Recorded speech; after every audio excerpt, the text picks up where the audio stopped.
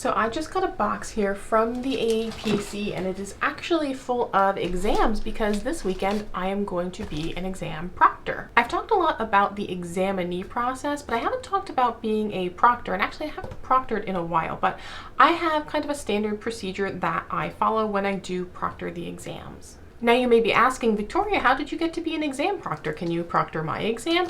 So there's basically two sets that can proctor. There are independent instructors can proctor, and local chapters can proctor the AAPC exams. So AAPC local chapters are required in most circumstances. Of course, we have some exceptions right now during the pandemic, but in most circumstances, they have to hold at least 4 exams every single year. And those are administered by 2 people. 2 people have to proctor an exam at minimum. Even if you're only having 2 students, you still need 2 exam proctors. And for in-person, you need, for the chapters, at least 1 chapter officer and any other AAPC member. So in order to be a second proctor, you don't have to even be certified yet, as long as you're an AAPC member in good standing. So since I've worked a lot with local chapters over the past decade, I have proctored a handful of exams for the AAPC. Some of the struggle with the local chapters lately has been that typically they borrow space from the healthcare organizations that they work at or local schools. And those spaces, because of the coronavirus pandemic, have been harder to come by. A lot of healthcare institutions are not loaning their space out to outside organizations.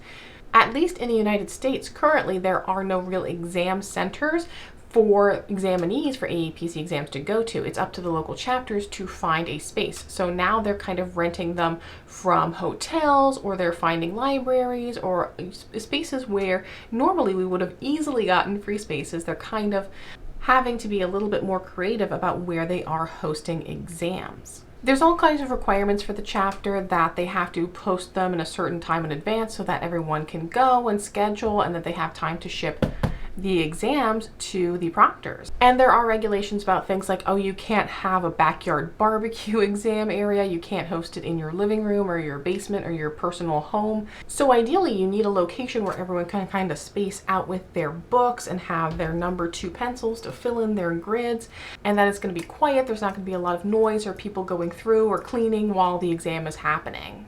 The second group of people that can proctor exams is AAPC's instructors that have licensed curriculum. They have to go through basically the same protocol though as local chapters. They have to find a space and get a second proctor to help serve.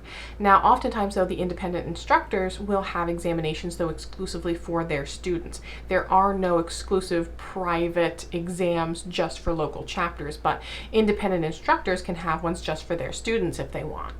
Being an exam proctor is a big honor and responsibility because the AAPC is trusting you with these exams and keeping everything private. So what's in this box is basically a list of all of the examinees and all of their exam booklets. And when you get the box, what I always do and what you're supposed to do is open it up, and there's a list of all of the examinees and what exams they're taking. So you want to check and make sure that you have all of the exam booklets and everything that you need in order to host the exam. That you don't go, okay, look, I've got Mary Smith, I've got Jane, I've got Sarah, and she's supposed to take the CPB, but then Sarah says that you have a CRC booklet. So you want to make sure that everything matches up, because you don't want to discover that, as you're about to start the exam. Now, because this is a very secure private thing, there's a lot that I'm not going to be able to show you, but I thought it might be kind of good to talk a little bit about the process. There's a lot of local chapters out there that just need someone to volunteer to host these exams, and that's the other thing, is that in most cases, local chapters, they're not getting paid. They get compensated money for their chapter from the AAPC, usually $10, or if they host a certain number of exams above and beyond, they'll get $15.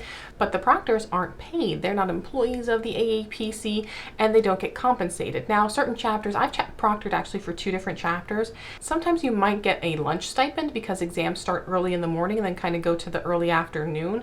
And some places will say, hey, we'll give you $15 and to cover you going to the cafeteria to pick up lunch, or we'll order a pizza and split it between the 2 of us. So in the exam is all of the booklets. The bubble grids are included with them, and then the opposite side of this I don't want to show you, but it has the sticker on it with the examinee's name, their AAPC number, the exam that they're taking, and then there is a number specific to the location and the exam to identify what exam it was. And then on the back here it tells you what the exam type, the version the exam number was, and the certification exam type. So I'm going to go through all of these off camera because, again, this is private information. If you leak information from the exams, you can actually be in an ethical dilemma with the AAPC.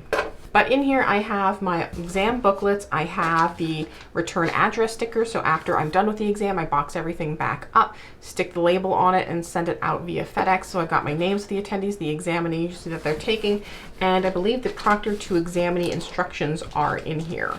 Ah, yes. So I have my proctor to examinee instructions, so everyone gets that.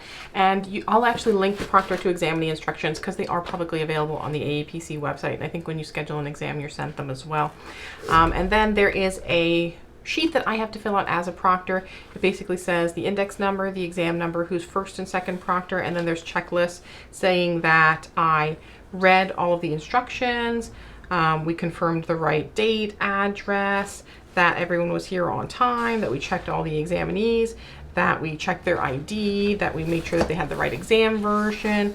There's also a sheet for start time, end time, and that everyone signs out that they, had a sufficient time to take the examination and when they finished.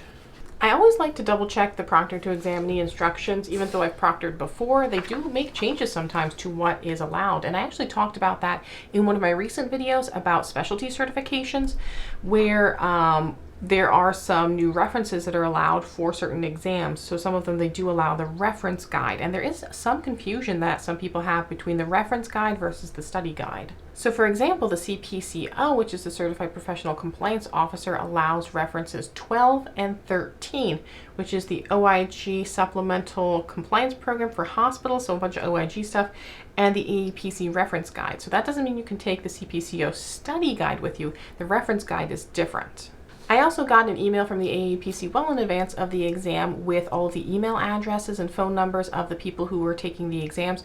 And I send an email out ahead of time that says, hey, just confirming, I'm your proctor for the exam. This is where we're having it. Make sure you are here on time because at the time that we start the exam, the doors will close and I will not be permitting anyone else to attend after those doors have closed after exam start time because that is AAPC protocol. I've known some coders that really like proctoring the exam because it's a good way to get some quiet time and also to give back to your coding community. Someone did it for me once. They sat there for that prolonged period of time so that I could take my exam. So it's nice to give back and have others have that opportunity as well. I will say though, I am kind of hitting this threshold now where I'm like, man, it is exhausting to give away basically an entire Saturday to host the exam. If you're a busy mom and you've got stuff going on with your kids, it's a lot to ask, but it's nice to give back to the community. And if you're serving as a chapter officer, it's not like you have to proctor every single exam. Feasibly, even if you're having 4 or 5 exams a year, you should only proctor 1 or 2 because you can use any AAPC member from your chapter to be that second proctor. Speaking of which, I've had one exam that I hosted in the evening, and that was actually kind of nice. Saturday morning is just a tough spot, I think, and I am actually about an hour away from my local chapter, so I don't like having exams super early. So basically the night before the exam, I shower, I braid my hair while it's still wet, I get up, I blow dry and refresh myself, I put on my makeup, and I just roll and go. I am highly doubtful that when someone's coming in to sit for their certification exam, they are terribly concerned about my appearance that day. And just an FYI, as a proctor, I don't get to look into anyone's exams. I don't answer questions. I am literally there to be like, start the exam, and I watch and make sure that they're not on their cell phone, that they're not doing anything that would be suspicious, that they're just there, they have the appropriate books, it's the correct person, they're taking the right exam, and that they are doing it within their time limits. That's it. So I guess I'll see you guys back tomorrow when I'm getting ready to do my proctoring.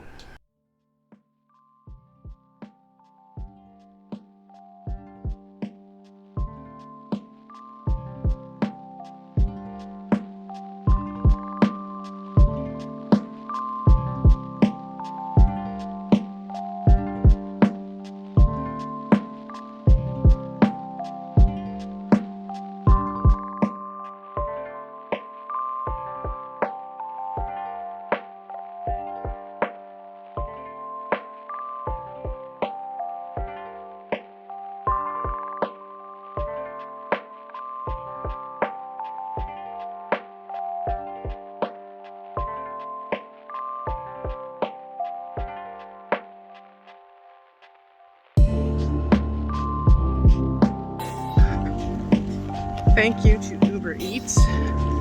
Always an adventure.